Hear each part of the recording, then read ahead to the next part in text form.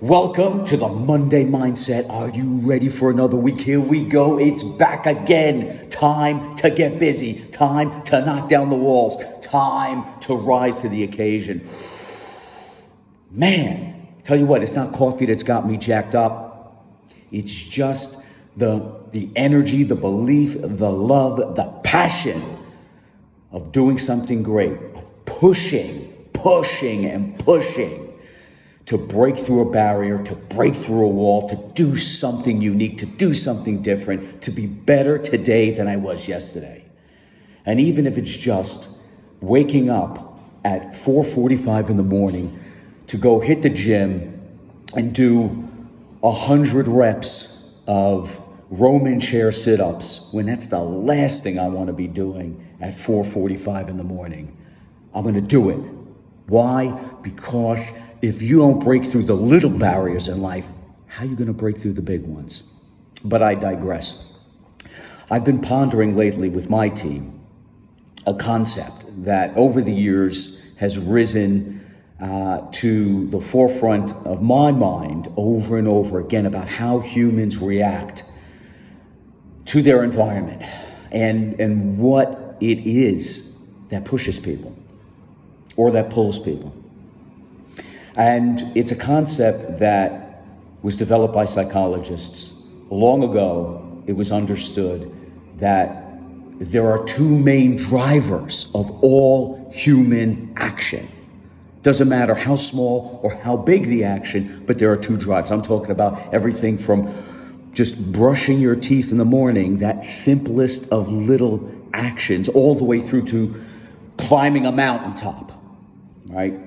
Climbing to the peak of Mount Everest.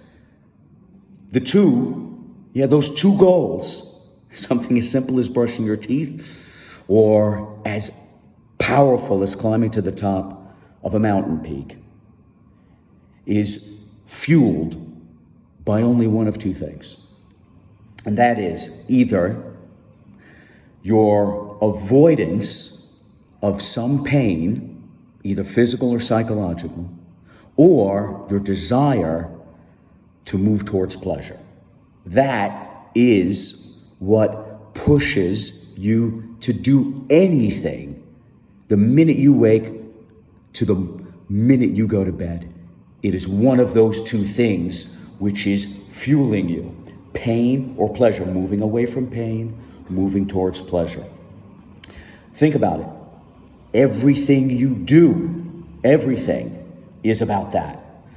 And the interesting thing is, where do we end up when we're being, pulled towards some pleasure or pushed away from some pain, right? Where do we end up? What are we looking for? Well, here's the thing. Here's the difference that makes a difference. Most people are looking for homeostasis. All systems are seeking their natural state, and their natural state is homeostasis. What is homeostasis? So here's the definition. The tendency toward a relatively stable equilibrium between independent elements, especially as maintained by physiological processes. The tendency toward a relatively stable equilibrium. That's what most people want. I call that the comfort zone. Most people just want things to be normal, right? They want a normal life. They want an average life. Nothing too painful, nothing too crazy, right? Just comfort. I call it the comfort zone coma, right?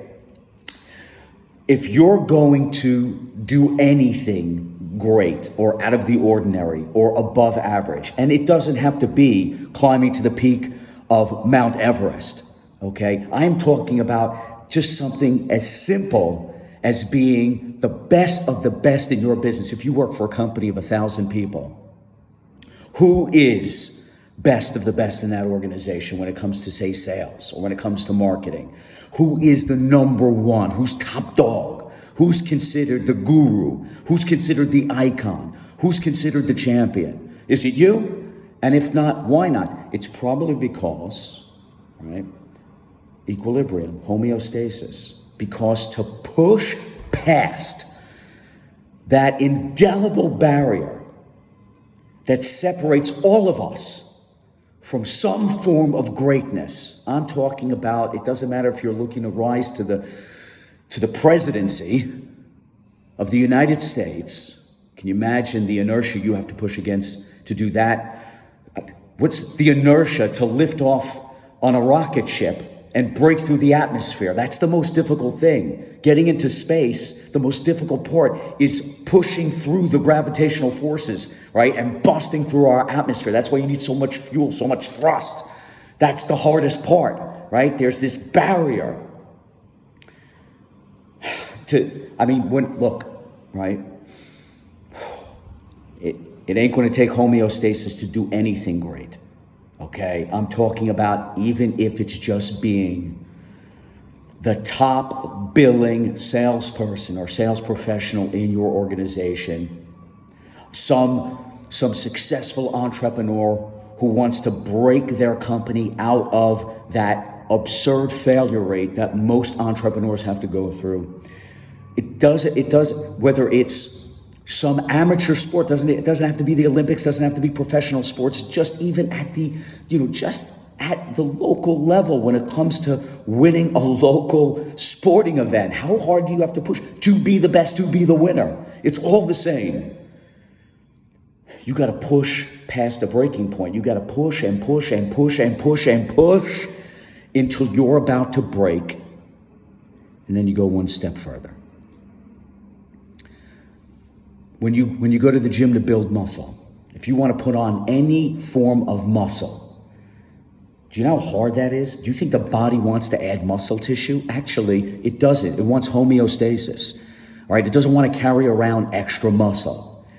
But if you want to harden the F up and you want to put on some muscle tissue, do you know how hard that is? Do you know what you got to do? You got to think about this. You've got to tear down muscle fibers. You got to break the muscle fibers. They got to tear down, right?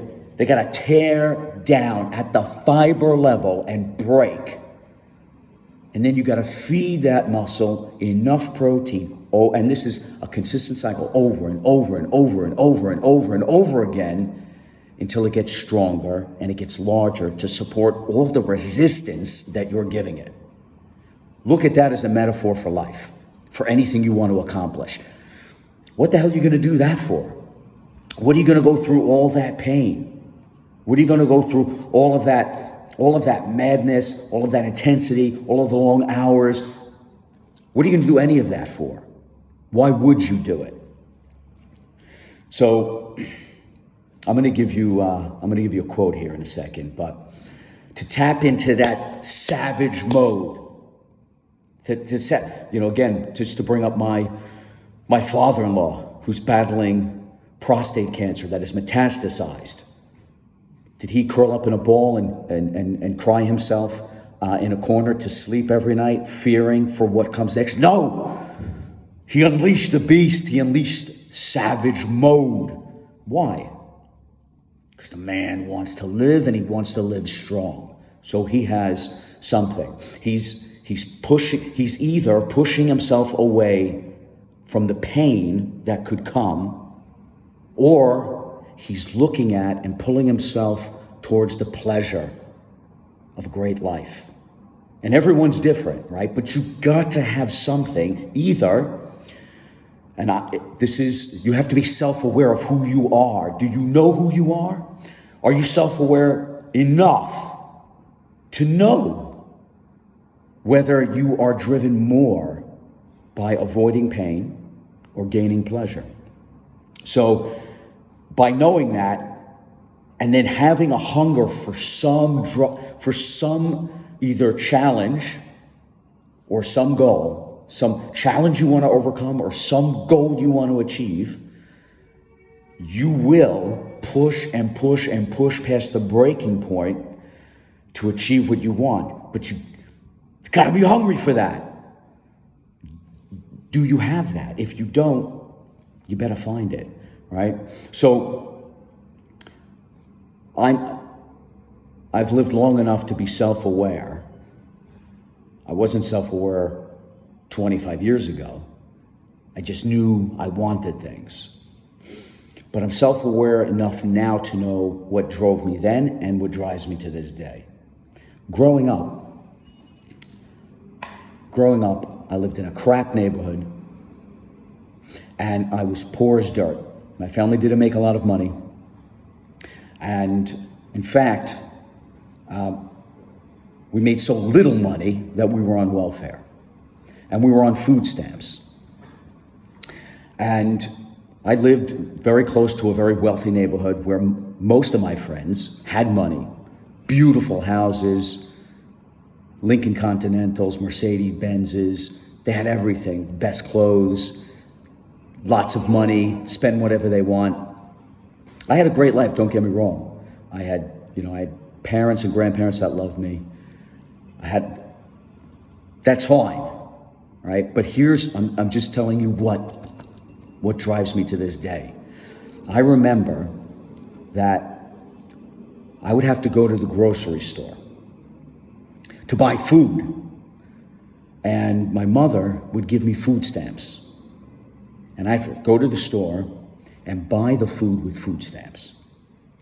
And the shame that I felt of having to go to the store, and God forbid one of my friends or someone saw me paying for the food with food stamps, I was effing mortified by that thought. And to this day, I know what drives me. I am constantly pushing away from the pain of mediocrity. I am constantly avoiding the shame of desperation and poverty, of not having for my children, for them to not have to go through that same experience. That's what drives me, right? I'm the guy that is looking to push away from that psychic pain. And I will do anything, push through any effing barrier, crush anything in front of me, blast past any effing wall, because that psychological driver is so powerful, it's still in my mind to this day. Now for others, it may be the vision of a beautiful life with abundance and a beautiful house and lots of money and all the things that they can do with that money, what it can buy them, where they can travel to, what they can see, what they can do, the schools that they can send their children to. And they are the type of individual that is driven more by a goal, some goal that will bring them joy. There's no right or wrong here. There's just, do you know what it is that drives you?